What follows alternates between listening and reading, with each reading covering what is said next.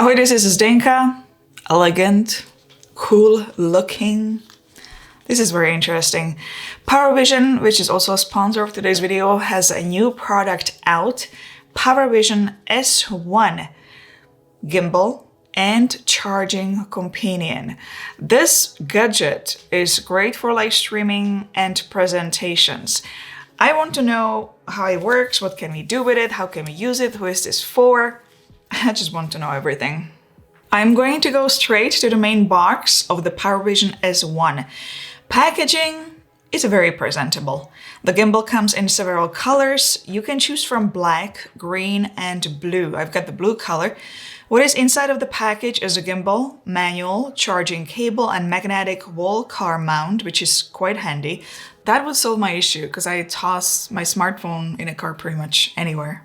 The gimbal looks very cool, very different. The design is quite interesting. Very pleasant feeling in the hands. It's very smooth. It's even smaller than my smartphone, and I've got iPhone 13 Pro. The folded dimensions are 141.5 by 58.4 by 27.9 millimeters. It's very solid. It's got a weight to it. The weight is 298 grams. When it comes to compatibility, the maximum payload is 220 plus minus 60.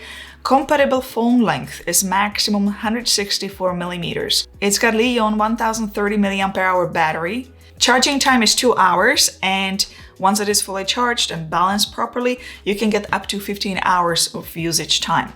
This gimbal can be used in temperatures ranging from 0 to 40 degrees Celsius. Well, here in Canada, we still have pretty cold temperatures. I'm gonna take it out. I think it's gonna be fine. So how do we open this up? There is this little door here with these little magnets. Step 1, you open it up like this, and there are your gimbal motors. It's a 3-axis gimbal. This is actually pretty smart. They are hidden, they are protected. Step 2 is pulling this up. Step 3 is opening this part until it clicks. And step 4 is twisting the whole top. The unfolded dimensions are 258.5 by 58.4 by 59.3 millimeters. Now check this out. It's got built-in little hidden tripod. This part opens up. It's got very smooth clicks. It must be magnetic. And here in the front, 2 legs come out. This is how it looks like sitting on a table. Besides the little built-in tripod, you can actually mount on it external tripod or a selfie stick, PowerVision supplied one. So let's put that on and see how it's going to look like. So this is when you have it as a tripod. This is if you extend it as a selfie stick. Well, how do you attach the phone? When you purchase this gimbal, you have to choose from 3 packages they offer. Each package has different options when it comes to accessories. You can either get a magnetic case combo, which has 2 times wall mount, and magnetic phone case. This is only available to select phones. Another one is universal combo, where you will get a magnetic universal phone mount and 2 times wall mount. The wall mount is awesome. You just glue it anywhere you want and you can attach your phone straight up to it. I have this universal phone mount here. It's got this little slide stand. You will attach this directly onto your phone. You will glue it to your phone. So you can have the phone just stand on a table, which is quite cool. The last option is the Explorer kit, which has this magnetic phone clamp for phones between 2.6 and 3.3 inches wide. I'm going to be using this magnetic clamp. This is how you place it. You just put it right in the middle. Before I turn it on, I still want to talk about charging the smartphone with this gimbal. So you can charge it wirelessly or you can charge it via cable. When it is off and you just place the phone on top of it, you just press the power button shortly and charging can start. The charging power is 10 watts like that, or up to 18 watts with a wired charger. When the S1 is on, you can charge your smartphone through a wired charger and the maximum power will be 5 watts. There is one more option. When you're charging the entire S1, you can charge your smartphone at the same time. I like it. Less cables to bring when you travel. It is time to turn it on to take a look. Now, I am using the external tripod. I think the internal tripod looks cool, but let's be honest, this is more stable. Buttons, what they can do, and how to operate this gimbal. The power button is at the bottom and controls few things. Press once to open the modes menu, press 2 times to switch between horizontal and vertical mode, press 3 times to see your gallery. Record button is straightforward. Press to start or stop recording, and if you are in a photo mode, press and hold. You can take photos in burst mode. The light here will tell you what is going on with the gimbal, how much battery is left. It will change colors if there's any problem with the Bluetooth connection, and so on. Zoom in, and the zoom slider is below the lights. The joystick is actually not only a joystick, it's a 5-way button. So you move the gimbal left, right, up and down. If you press 1 time, you will enable tracking mode. If you press 2 times, you will recenter the gimbal. If you press 3 times, you will switch between front and rear cameras. If you press and hold, you will be in lock mode. If you press and hold, you will be in sports mode. How about a first test? I would like to see how is the tracking.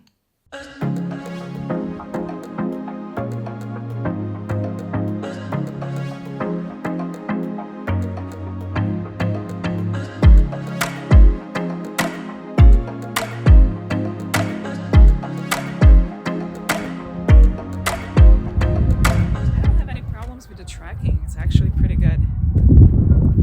Yep. No issues. There are 3 ways you would operate this gimbal. One way is the upright position like this. Now you have to hold it like a torch. You cannot really hold it forward, so it needs to be used this way.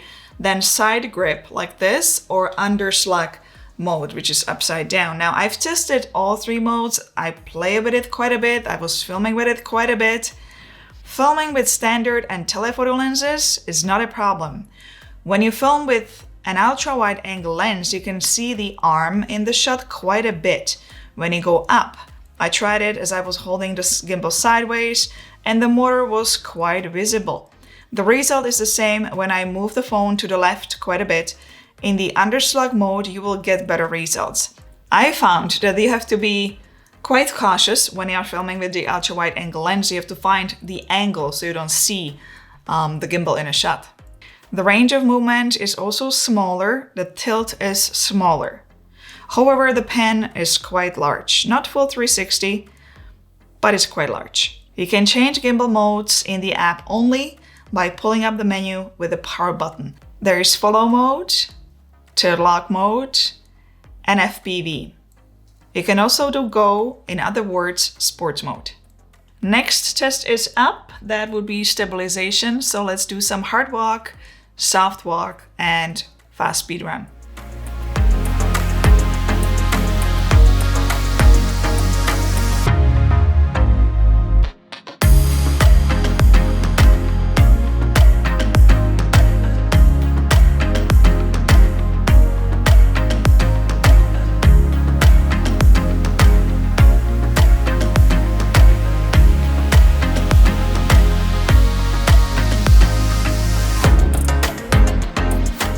Let's check out the app. Let's see what it has to offer.